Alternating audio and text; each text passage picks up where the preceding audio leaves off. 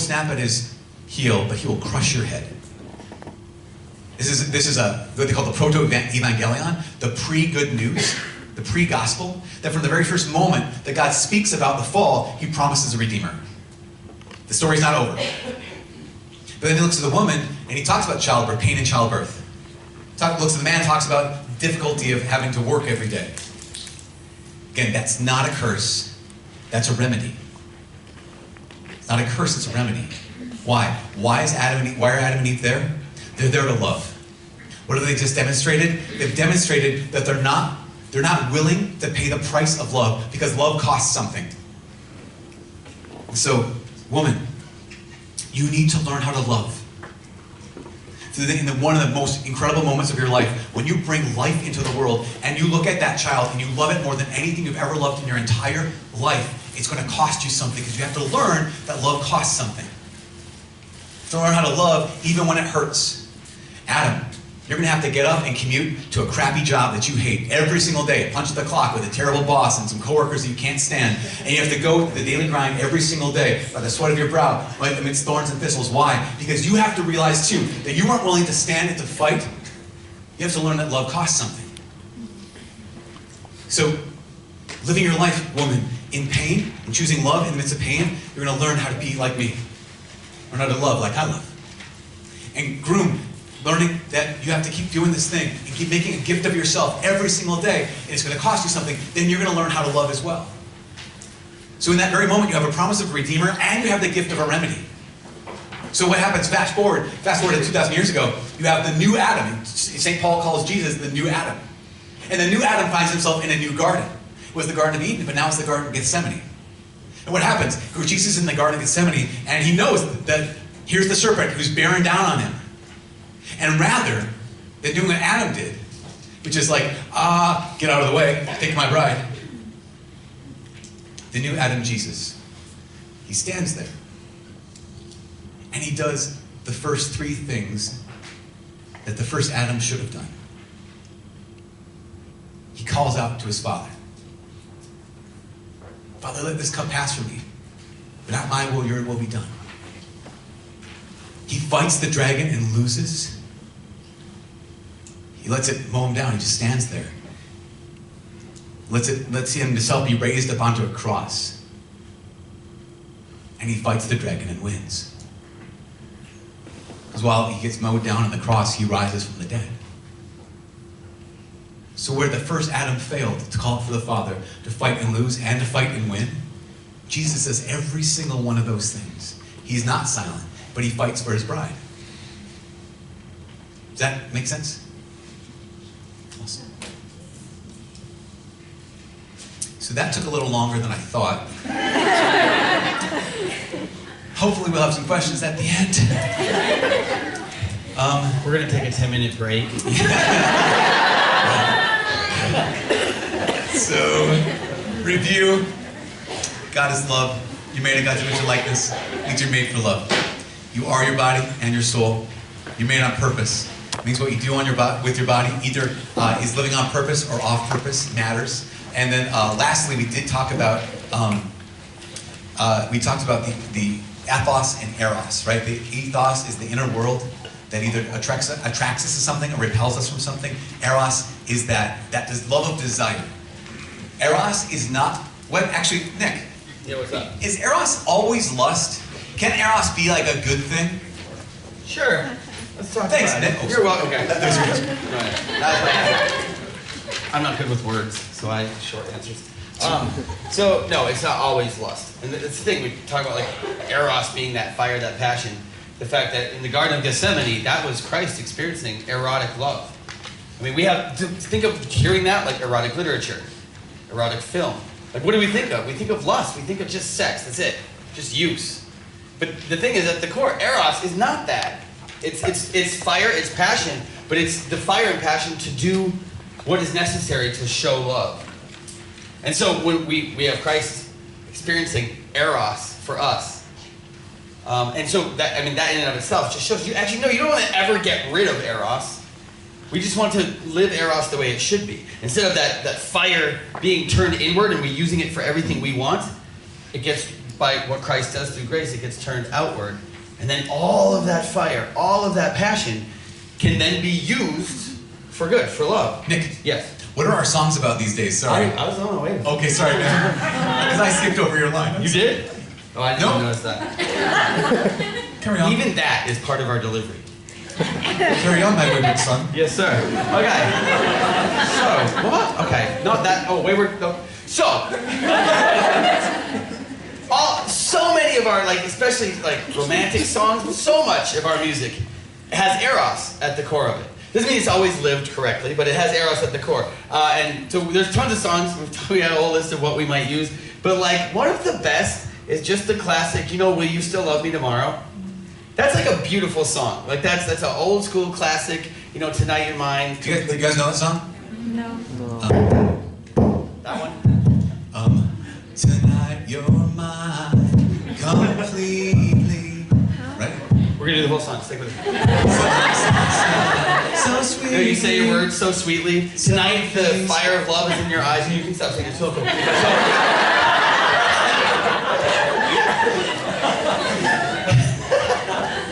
Just having too much fun right now.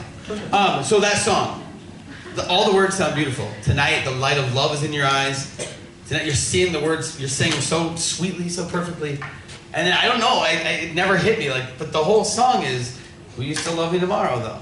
Like, tonight, right now, we're here, and it's beautiful, and it's romantic, and it's erotic, it's fiery, it's passionate. But I want to ask you, what about tomorrow? Are you still going to be here? Tonight, the light of love is in your eyes. But will you love me tomorrow? And just that idea that not getting rid of eros, not saying I don't want you to be passionate about me, but just saying, is this going to last? Or is this just lust? Does this go past this moment? This fire, this passion that you say you feel towards me, is that going to last once you get what you want? Or does it die? So much pop music, especially, but we were looking at this old classic song. Like, it's in all of our love songs. There's the fire of goodness there. It comes from such a good spot. But it just goes awry because of sin. So in your notes you can see this, that St. John Paul II said, Eros at its deepest level is the inner power that attracts man to the true, the good, and the beautiful. And he goes on, when the erotic passion is set into the whole of the spirit's deepest energies, it can become a creative force. In this case, however, it must undergo a radical transformation. So John Paul II says Eros is great. It's the great image I love. Christopher West, who teaches about theology of the body a lot, he uses this example. He says, imagine the amount of force, amount of power that it takes for a rocket to get free of the Earth's gravitational pull, pierce through the atmosphere, and go into outer space. That takes so much force, takes so much power. And he says, that's Eros. It's the thing that gets me out of myself and just like to be able to break free from the Earth's atmosphere, gravitational pull, and to be out in space. To be able to have that much power is so much. And so that's Eros at its deepest level when you have it directed the right way. That's why you have martyrs. That's where you have husbands and wives who say, for better or for worse, for rich or for poorer, till death do us part forever.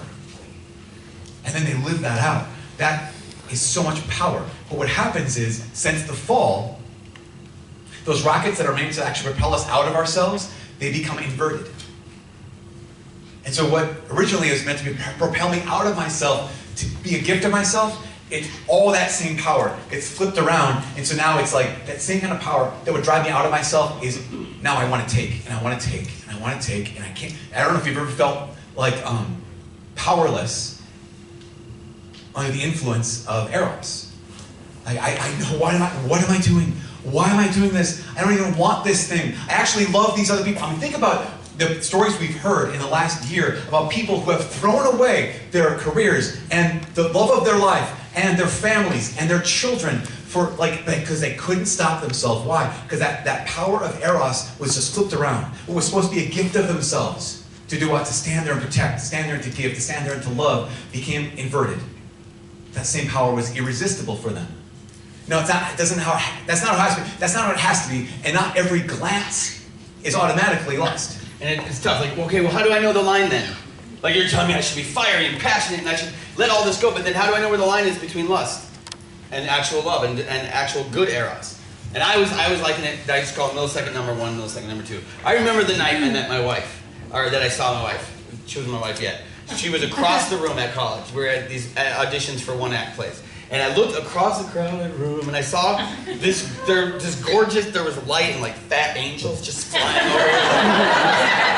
Look at her! It was awesome. I remember seeing, I know what sweater she was wearing. It was awesome. And I looked and like, she was scanning and she saw me and I was like, oh, and I looked back and all night we kept like doing the thing like, and it was really, it was like a fire. It was awesome. I remember it. And that's how I remember it. Years later, I was telling the story with my wife in the room and she's like, that's not how it happened. I said, what do you mean? She said, I got creeped out because you kept staring at me. I remember it differently. That's good. Agree to disagree, that's okay. But I remember it. I saw her and I just, you recognize beauty and that's good. Have you done that? You look down the hallway or you're at work, you look across the room and you see somebody and you're just floored. You're just, like, that's all I got. That's all I got. You know, I always joke, I always say, like, you want to do something you've never done before. Like, you want to just take a birdhouse and smash it to pieces. Or, like, take a meatloaf sandwich and throw it at a tractor. Or, like, take a panda bear and tie him to a zip line and shove him off. Like, something like that. Like, it's something that's never been done before. That's good, actually. Oh, some of you have been in love. That's good.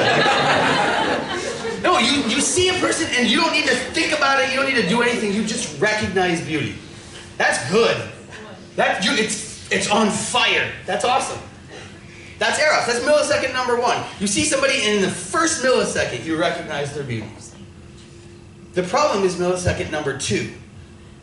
The problem is not, oh, there's beauty. The problem is, come here. You're mine now. I see that and I want it for me. You come here. That's like what we do is you go to an art museum, you see like a gorgeous painting. Oh, that's beautiful.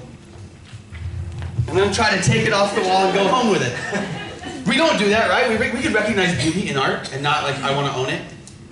But what we do with people, because we objectify, because eros is still fire, it's still passionate, we see the person and we want to possess. And that's just the opposite of what we're supposed to do. That's the opposite. Our erotic passion, our fire should never die. God forbid that a culture loses its eros. It's fire, it's passion.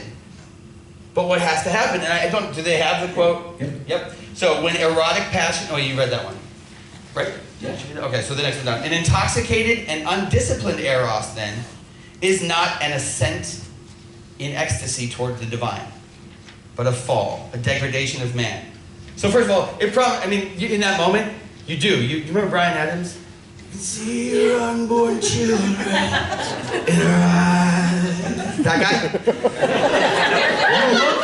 You look at the person and you see future. You see ecstasy. That's good. It promises that. But I love the rest of the quote. Evidently, eros needs to be disciplined and purified if it is to provide not just a fleeting pleasure, but a certain foretaste of the pinnacle of our existence, of that beatitude for which our whole being yearns. It promises something. It promises ecstasy, divinity, ascension. It's just on its own. Undisciplined eros can't give it. It can't deliver what it promises. And evidently, I love that, just by looking around, evidently, this transformation has to happen. But again, it can happen. It is not something that we can't follow. You know how we know it's possible? Because we have Christ on the cross. Because we have a crucifix. I tell everybody, don't ever be more than an arm's length away from a crucifix. Just keep one on you. Men, every pair of jeans has a little watch pocket. Keep a crucifix. Women, you have saddlebag chamber purses. Mary Poppins lamps coming out. In one of the chambers, put a crucifix. Just one. Why? Because then when you're like, I don't know how I'm supposed to live this. How do we know it's possible? You pull that out and you look, this is him bleeding out. He shows us what it looks like to have 100% fiery, erotic love, but just aimed as a total gift to show love. We don't have to be in doubt if this is possible for everyone in this room, because we're made to do this. That's why we were made, is to live this sort of existence, following in his footsteps. This is our perfect example. And it's always readily available, just right there. You find yourself in your, I can't see people straight. all I do is think of objectifying. But then there's been times that crucifix has been digging into my palm. Just to remember why I'm here. There are times that you don't feel worthwhile. You're like, well, I don't think I can do this. This is impossible. Eros has destroyed me. I've let it ruin other people. I'm long gone. I'm a lost case. And you pull that out and you realize, I can't be a lost case because the Son of God, the second Adam, already bled out for me. That's how worthwhile you are. Maybe no man around you, maybe no woman around, maybe no father or mother is living this for you. It doesn't matter. The Son of God already bled out for you. You have the perfect example, not just of your worth, but that this is possible for you to live as well. So as it says in your outline, it says, love promises something. One of the quotes John Paul II has given to us that I don't know no. He said this though, believe me. He said, the person who does not decide to love forever will find it very difficult to truly love for even one day. Yeah, I wrote it on this blue banner. If only we had it. Someone spotted in the room.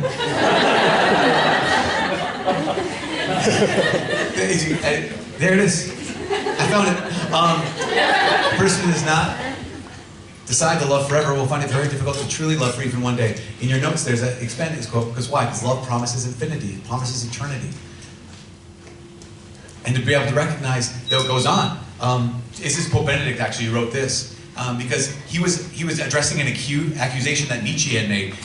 Nietzsche had said that Christianity poisoned eros, that eros used to be awesome and so great. And you look at the pagan cults of the past, and they used to have, they loved eros, they worshipped eros, and then Christianity came along and killed eros. And one of the things Pope Benedict points out is he says, okay, so love promises infinity, eternity, a reality far greater and totally other than our everyday experience. Yet we have been also seen that the way to attain this goal is not simply by submitting to instinct. Because he said, okay, sure, that in other cultures they worshipped eros. But he says, what did those temples look like? What did the temple of Aphrodite look like? Outside of Corinth, actually in Corinth, on a hill, you can go there now, you can see where the hill is. The temple of Aphrodite is now long gone. But they said at one point in its history, the temple of Aphrodite had over 10,000 temple prostitutes. And so going to worship at the temple of Aphrodite meant you came there with your offering, whatever animal it was, gave it to the priests or priestesses of Aphrodite, and then you would go have sex with a prostitute, and they would take part of the animal that they didn't burn up, and they would have a restaurant attached to the back of the temple, and you would eat part of your sacrifice. So you'd go out, offer something for sacrifice, have sex with somebody, and then have a meal. It's going to church. He says, but yeah, that was awesome, Nietzsche would say. And Pope Benedict would say, that's not awesome for anybody. So real eros, real love, will promise infinity and eternity, but it has to pass through the path of renunciation. We talked about that, grace and grit. Because there's so much potential in the eros you have, especially if your experience of eros is like, oh, but this is just a mess in my heart. It's a mess in my heart. Yeah, but there's so much potential in you that like a good coach, a good spiritual father, a spiritual mother would look at you and say, but listen, if you would just be willing to follow that path of renunciation, if you just be willing to be an imitator of Jesus, everything can be different. Right, Nick? Weren't you a gymnast when you were younger? Thank you for the lead-in. No, okay, so we're talking, even using the word like Pope Benedict says, renunciation, like the path of renunciation, it just doesn't sound fun. That's not like the path I want to go on, like just renouncing things. But what you have to realize is if we're going to strive for the good, the greatest, you have to renounce everything else. You leave everything else behind. And that path, it's worthwhile, but it implies a process.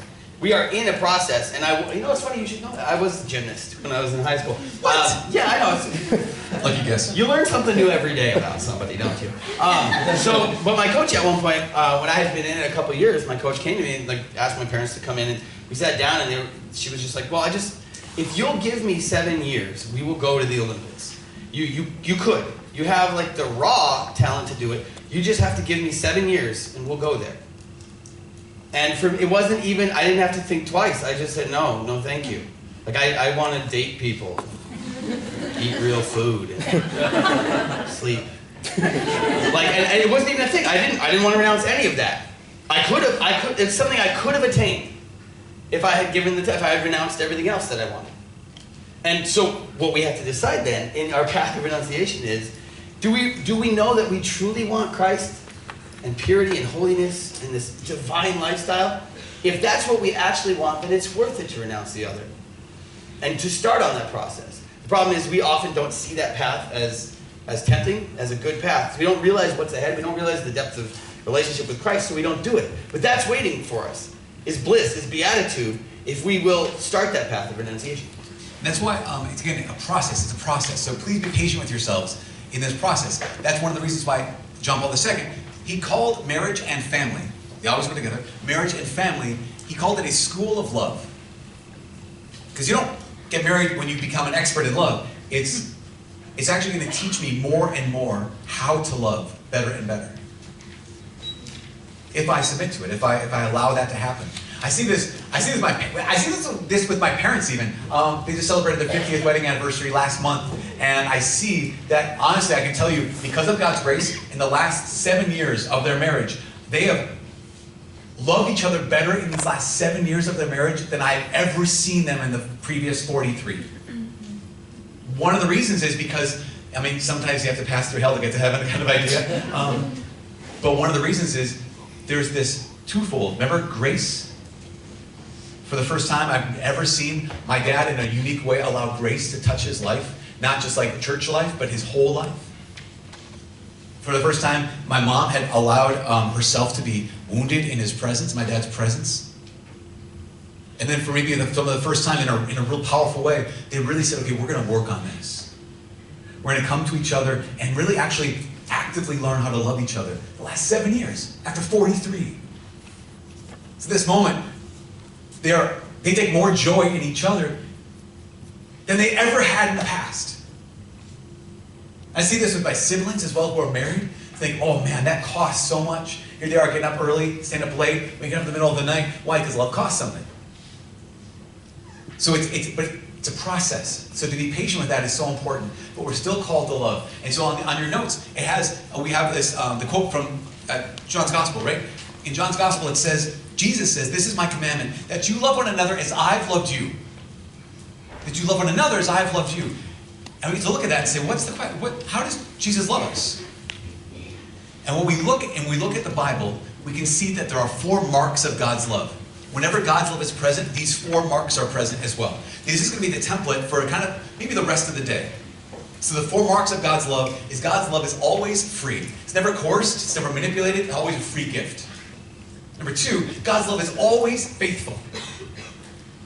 It's always, or this, I think it says total at the next one. God's love is always total. He doesn't love in parts. He's like, no, I'm yours. His love is total. Thirdly, his love is faithful. There's no risk of him taking it away. There's no risk of him giving his heart to us and then taking it back for himself. God's love is always free, it's always total, it's always faithful, and it's always fruitful. It always leads to more life. It's never content with just being itself. It always wants to be, there's someone who once said, love is diffusive of itself. It always wants more for the other. So God's love is always free, it's always total, it's always faithful, and it's always fruitful. It's like, I don't know, marriage. Yeah, that's what marriage is. When the church requires, like in your wedding vows, you say, basically, I pledge to love you free, totally, faithfully, and fruitfully. That's marriage. That's the parameters of marriage. That's what defines that this is a marital love, that this is a sacrament. And again, like these can seem arbitrary. Like, where'd you get these 4 words? I mean, they come from Humanae Vitae, but these are 4 marks of God's love. There's no such thing as human love and God love. Like, oh, well, this is the way we love down here. There's either love or not love. Because God is love. So we're either behaving like he would or not. And so if we want our cues from how this works, the best is Christ in the church. Again, how do you want to be as a husband or a wife? Then we learn from how Christ treated his bride. That Christ came to earth, he was always completely free. He wasn't bound, he wasn't pressured, he chose freely. And there were no price tags on his love. There was no like, well then you have to do this for me. There was just, he gave himself freely. He gave himself totally. He didn't hold anything back. He did wonderful miracles, it was fun to be around him, he walked on water, he's making booze at weddings. It's awesome. But when it came down to it, when they required his last breath and his last drop of blood, he gave that. He didn't hold anything back. In fact, God, in his divinity, didn't even withhold his son. Just completely gave everything. And faithfully, Christ says, I will never leave you or forsake you. So what should love look like? You're going to get married. You should never have an option for unfaithfulness, because that's not what love is. Love is always faithful. Love looks at you and says, I love you so much, you're worth so much, I will never, ever leave you or forsake you. And then fruitfully, that where Christ is, where the Holy Spirit is, there's always life. You look in Scripture, the Holy Spirit was hovering over the surface of the waters in Genesis, and then life sprang forth, all of creation. The Holy Spirit descends upon Mary, and we have the conception of our Savior. The Holy Spirit descends upon the church at Pentecost, and what do we get? The birthday of the church. Wherever God is, wherever his presence is, wherever his love is, there will be life. Wherever Christ went, he healed and raised up and restored and poured out for. So again, we get our cues from Christ. How do you want to love? Just follow his lead. In Ephesians 5, this verse that's always been used to beat women over the head. Wives, submit to your husbands. That's the one chunk that was always used conveniently, because the first part is husbands, love your wives as Christ loved the church and gave himself for her. So again, what does real love look like? Pour yourself out for the person. Wives, let him do that. That's what that means. Again, so we want to, I don't know, how would I live this out? You don't have to look any farther than Christ and his church. In fact, he came and gave his life, and what did all the disciples respond with? I'll give myself back. I'll die as a martyr. You can exile me. You can crucify me upside down. Whatever you have to do, because you loved me first, I can give myself back and do the same. Therefore, our love as well has to have those 4 marks, or it is not love. If that's what God's love is, free, total, faithful, and fruitful. And if Jesus says, this is my commandment, love one another as I've loved you. Therefore, if our love doesn't have those 4 marks, then it's not love. Then it's not willing the good of the other. Now again, we have to understand that just desiring that is not enough. And even if you desire it really a lot, if you desire it so badly, if you desire it so much, there's a difference in Latin between wanting something and choosing something. And the 2 words are voluntas and voluntatea. You don't have to write that down, but you learned some Latin if you did. Voluntas means simply just wanting something. And so someone can say, I really, really want that kind of love. I want to love the person I'm with like that. I want to be loved like that. That's awesome. And no one would argue, well, maybe someone might argue. I won't argue about that. It's a lot like someone going to, I don't know, say the Minnesota North Woods in January and into a cabin that has not been occupied for the last couple months, and they're sitting at the kitchen table in that cabin, as cold inside as it is outside, and they're sitting at the table and they're shivering, saying, I want it to be warm in here. You wouldn't say, no, you don't. You like being cold and miserable. Like, no, I really, really want it to be warm in here. That's voluntas. Wonderful. It's true. You want it to be warm. Voluntatea, or willing something, means I get up, I go outside, I get some firewood, bring it in, put it in the fireplace, make a fire, and warm up the place. I want it to be warm. Of course you do. You're miserable. I'm choosing to make it warm. That's a whole different thing. So it's not just enough to say, I want a love that's free and total and faithful and fruitful. We have to also then say, okay, what are the steps I need to take to do that? Because I think was it Tolstoy? Dostoevsky, one of those Russian authors. He said, there's no such thing as love in dreams. But that's a lot of times how we actually love each other. I know spouses sometimes, and they don't see each other for a while. And because either one of them's super busy, maybe they're both really busy, and they say, no. They know that I love them. They know that I love them in my heart. And you could say, just from a marriage counseling perspective, it's like that maybe you love your spouse in your heart, but they can't see your heart. They can see your calendar. Are you actually making time for the one you love? Is that free? Is it total? Is it faithful? Is it fruitful? I can't just want it, I have to actually choose it. So when it comes to this, I know talking with a lot of marriage couples or couples getting ready to get married, sometimes they hear this and like, but what if, I'll give you a little insight into my family. I did marriage prep for my little sister and her husband. And people think, I talked to brother priests about that, they're like, oh, that would be weird. I'm like, no, it's awesome. I know a lot more about him now. And it was one of those things where I'm like, are you sure? Because we're going to talk about everything. And my little sister was like, absolutely. And you better not like go easy on us. I'm like, A, I love you. B, that means I will actually kind of be harder on you than, because I really want you guys to make it. Not that I don't care about the other couples. I care about you guys. We're like, of course they were gonna. And so at one point we were talking about this, free, total, faithful, fruitful. And my little sister, she said, okay, but here's the thing though. What if we're in the moment, this moment of intimacy? Like, yes, go on, sister. But what if we're in the moment of intimacy, and like, I'm not feeling always free, total, faithful, fruitful. Like what, because we have such weird hearts, right? Such divided hearts does that mean that I have to keep this in mind? Okay, just here we are in this moment of closeness. I'm free, I'm total, I'm faithful, fruitful, okay, here we go. And that's not the case. What is the case is I recognize I may not work against any of those 4 marks of God's love. In any given moment, one might dominate, but I may never take an action that would work against freedom, or work against totality, or work against fruitfulness, or against faithfulness. So what are some ways that actually couples, particularly romantic couples, work against freedom? We see it all the time. We see it in small ways. I don't know if you've ever been in that situation where you kind of feel yourself, even with close friends, doesn't have to be romantic, but close friends who kind of manipulate you into giving them some feedback, or giving them some positive feedback. For example, a lot of my nieces are now on Instagram and Snapchat and whatnot. So I don't have a Snap thing. I do have Instagram, and so one of the things I've learned with working with high school students and with following my nieces is whenever any of them post a picture of themselves, their friends have an obligation immediately. That obligation immediately is to double tap, and then if you're a good friend, you have to also comment. And the comment has to be something along these lines: OMG, you are so pretty! Exclamation mark, exclamation mark, exclamation mark. I am so jelly! Like, And then, if someone had written on your picture like that, you have to be very, very quick to respond, no, you are. I'm jelly of you. Like this, but we do this where we try to manipulate someone. You ever have a conversation with someone and you realize they're not saying something because they just want to give it to you, but they're saying it to elicit a response from you? So there's that sense of, I remember one of my nephews getting in trouble, he was smart, even at 5.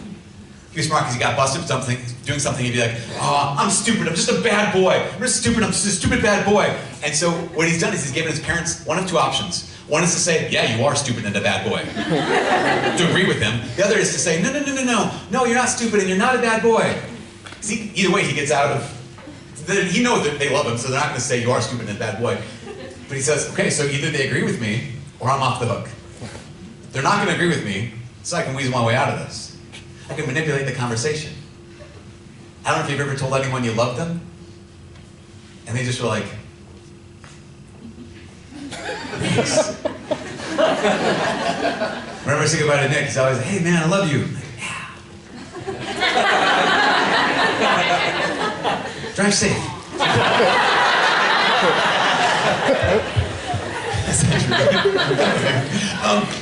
I had to say that. See, coercion. But there's also such a thing as like being manipulated into the sexual embrace, even in marriage. So when I'm not able to freely give myself, even in marriage. Remember this last one, and I'll pass it off. I remember talking to this couple, they were here, they went through the school here all 4 years. Actually, he was over in Fargo the entire time. He'd drive back and forth. Awesome kid, awesome guy. And he was so excited. We were about a month out from their wedding, and they were so excited. But he came to the marriage prep, last marriage prep, and he was like really distraught by this. Because they had kind of wrestled with purity, their whole relationship, and he wasn't Catholic at the time. Now he is, but he wasn't Catholic at the time, and he was like doing the rules thing because she was like, here's the rules, dude. Like, we're not doing this, this, and this. They would trip up a couple times, but he was just holding out like, but when we get married, oh man, the sex. And right before our marriage prep, she had told him, actually, there are rules about sex even in marriage. He was so sad. no. What?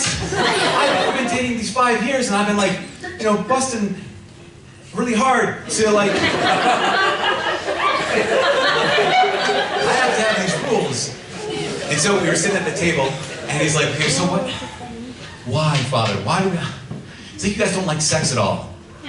You don't have it ever. I was like, dude, okay, let me paint you a picture.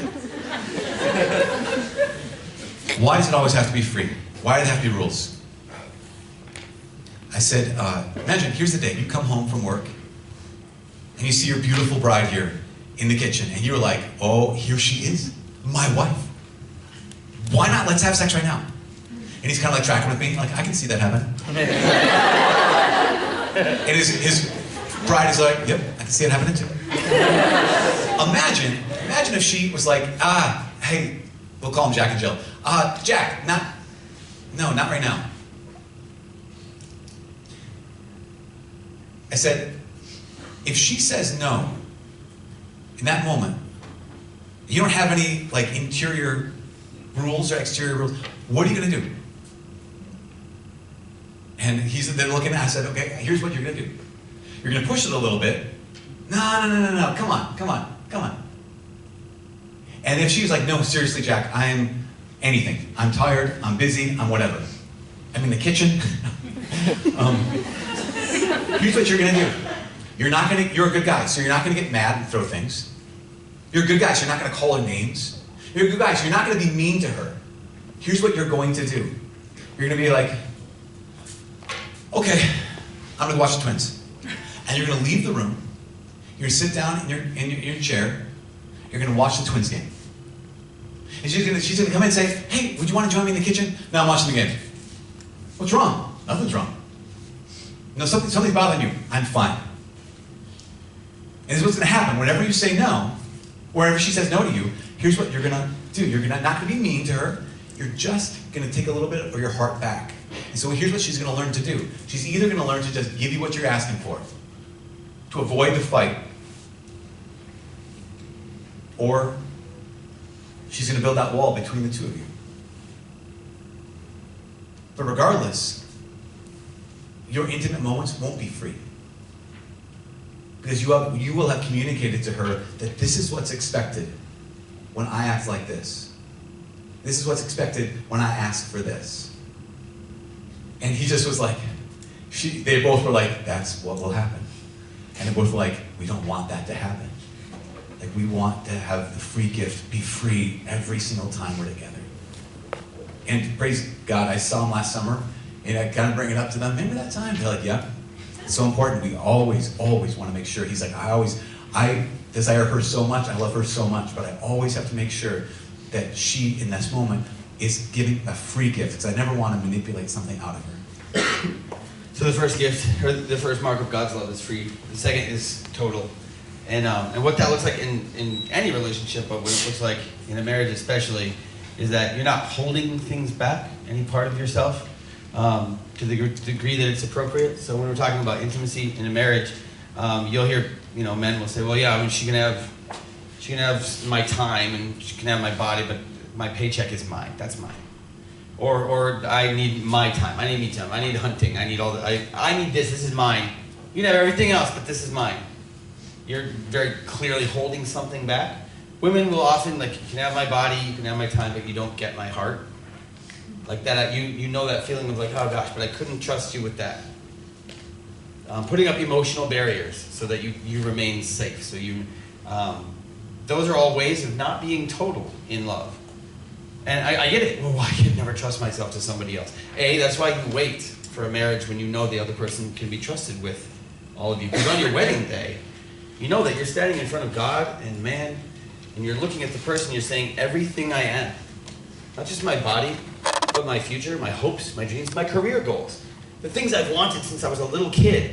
I'm lumping all of that up, and I'm giving it to you. I'm entrusting it to you. And if that sounds scary, especially if that sounds scary about the relationship you're in, then pump your brakes, just wait. Because if you're not willing to take all of you and give it to that person in marriage, then that's not love.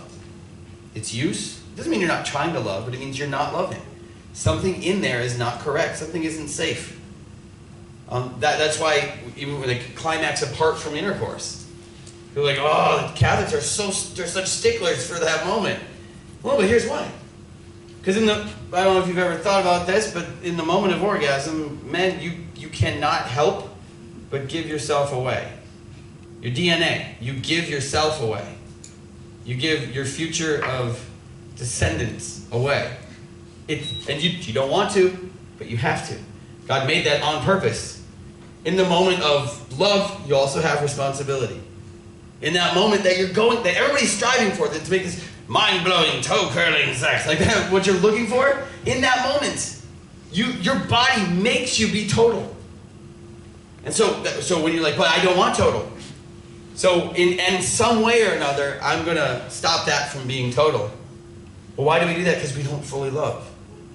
And that should be an indicator for us. I mean, we rail against that. I remember becoming Catholic and being like, okay, so this is just one of the toughest ones. Like, this is the most intimate of moments, and this is the way we've lived, and you're going to come in there and tinker with that even. But to realize that it's only so that you can love more. So that moment isn't a lie, but it is total. It's not just free, it's also total. Because our love must have those marks, or it's not love anymore. Objectively, even subjective, I could say, my subjective experience of that is, no, I still am in love, but objectively, I'm working against love. And this has become, this moment of gift, it's actually become now a moment of use. This moment of gift, again, as Nick said, giving myself, men, giving my DNA, my future, my everything.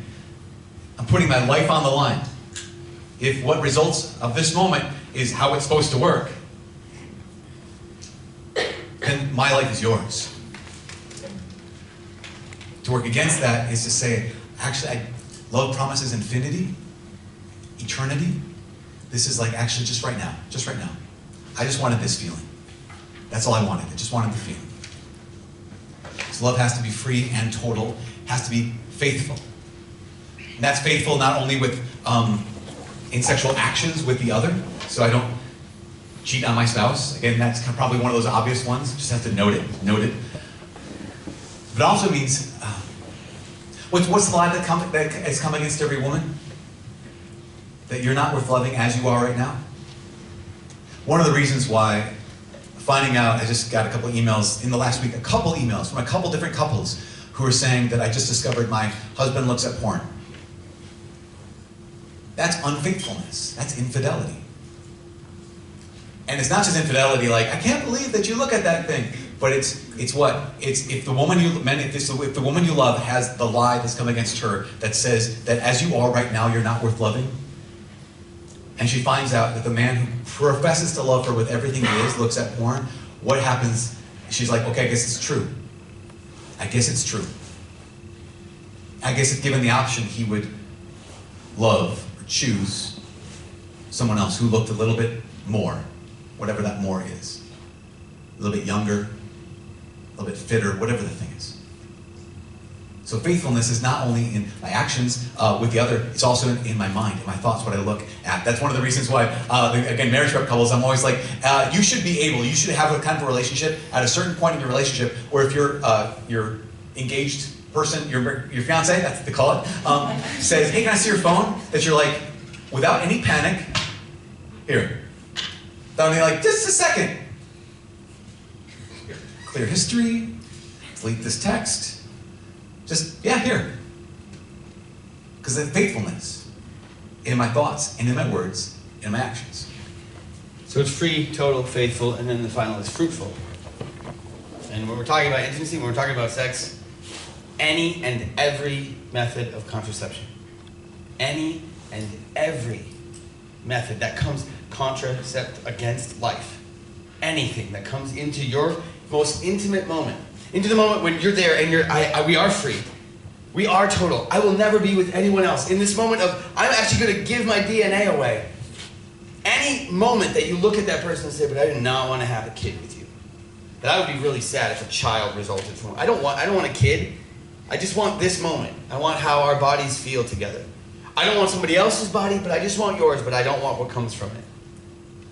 That's an intrinsic evil, because in that moment of moments, the most intimate moment, where two become one, To look at the person and say, but I do not want what normally would happen from this. I don't want a consequence, a result, an offshoot of any kind. I just want this. There was a moment, so my wife and I, we always struggled with infertility. And we were married, when we moved to Dominica in 2011 for her to go to med school. I remember we're in there, we were living on a Caribbean island. They filmed Pirates of the Caribbean 2 there. It's really adventurous. It's awesome. I mean, it's just gorgeous water and sand. And we were having a great time. We were in our apartment just going like, can you believe that we're here? This is amazing. We have such amazing experiences. I remember my wife, look, it was the first time she'd ever done that. She's like, we do. We have a wonderful life. I wish there was more of us. I wish there was somebody to share it. And I'm like, what are you doing? Are you having a seizure right now? She's like, no. I said, honey, are you saying you want kids? She's like, I think I am. We have so much goodness. I wish there'd be more goodness. And it's this clear moment of, oh my gosh, I have never thought of it that way. We have such goodness between us that I wish it would grow.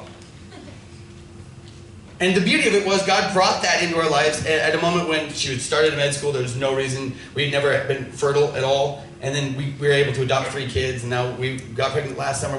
All this life has come, but it came from that moment of just saying like, gosh, I don't want anything to stop this goodness. I want it to snowball. I want this to start and stop just tonight.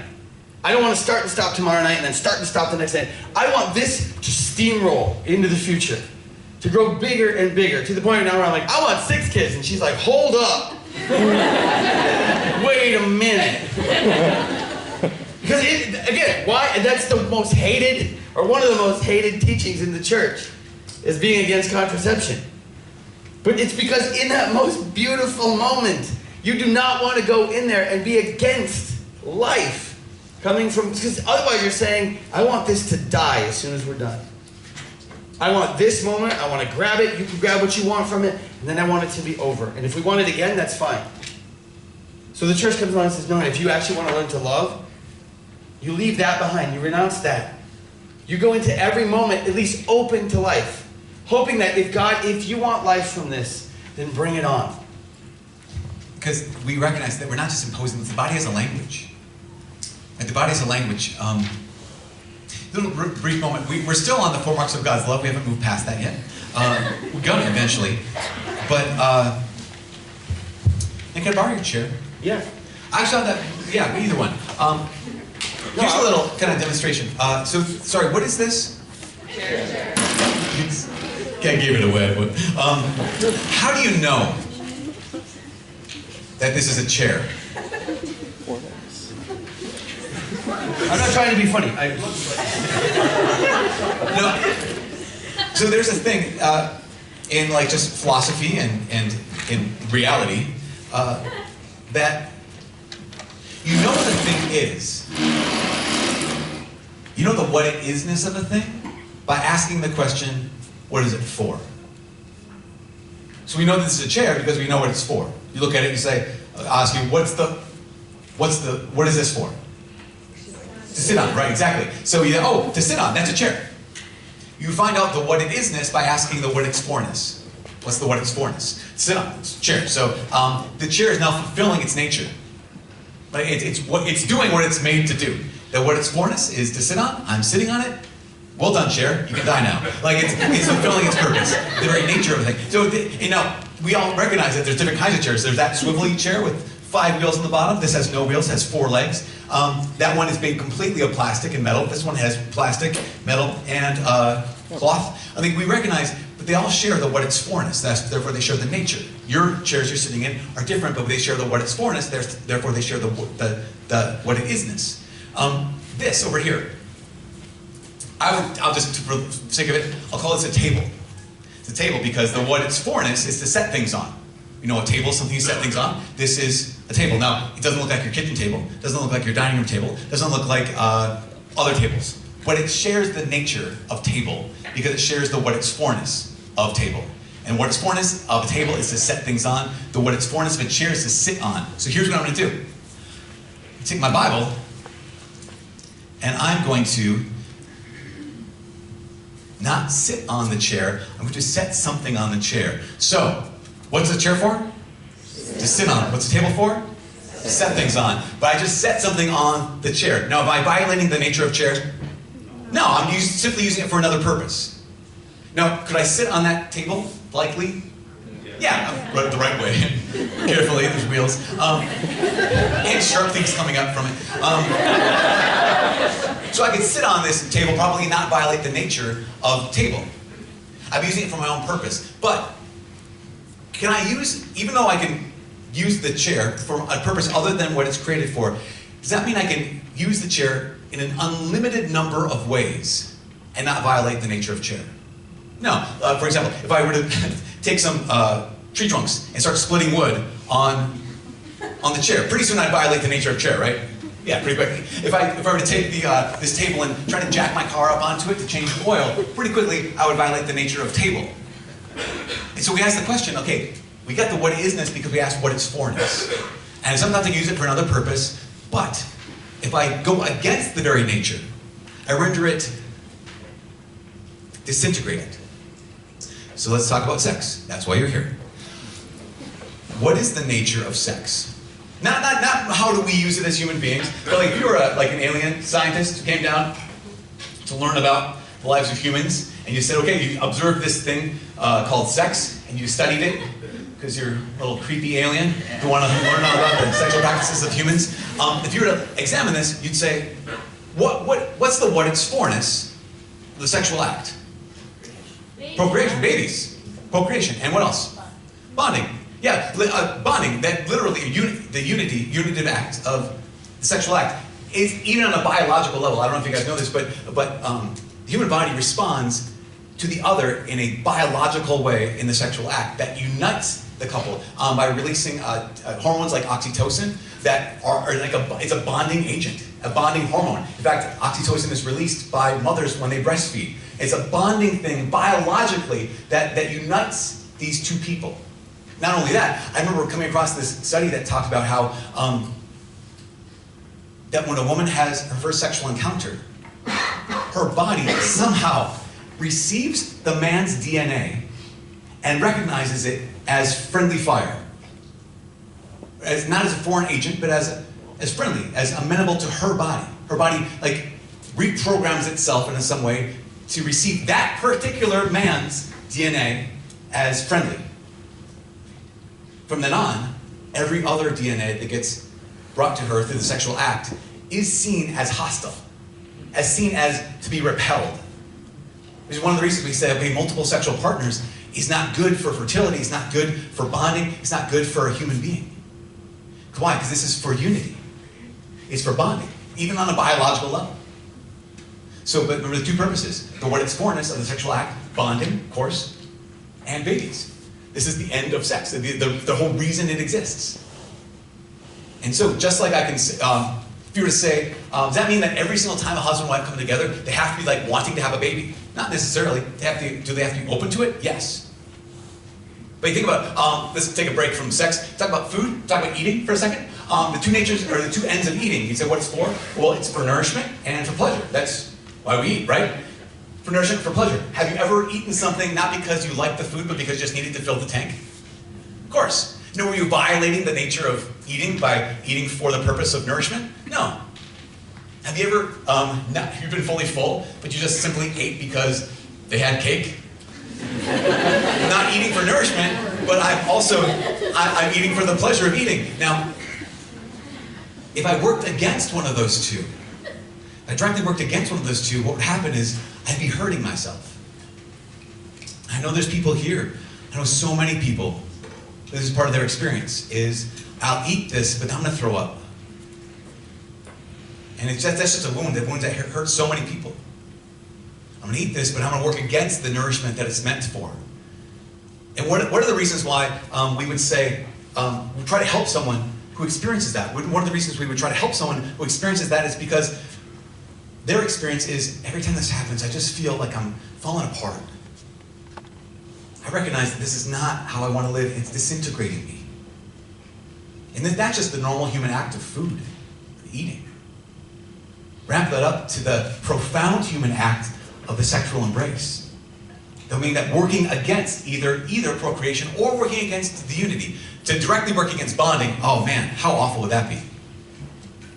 To directly work against babies, it disintegrates just as profoundly and just as surely. Nick? The problem is, we're just confused. It takes me a while to get up. I'm sitting on the floor. Good to see you. We live in a world that is just saturated with messages about what our bodies are for. I mean, I mentioned earlier, like, discovering porn at 8 years old.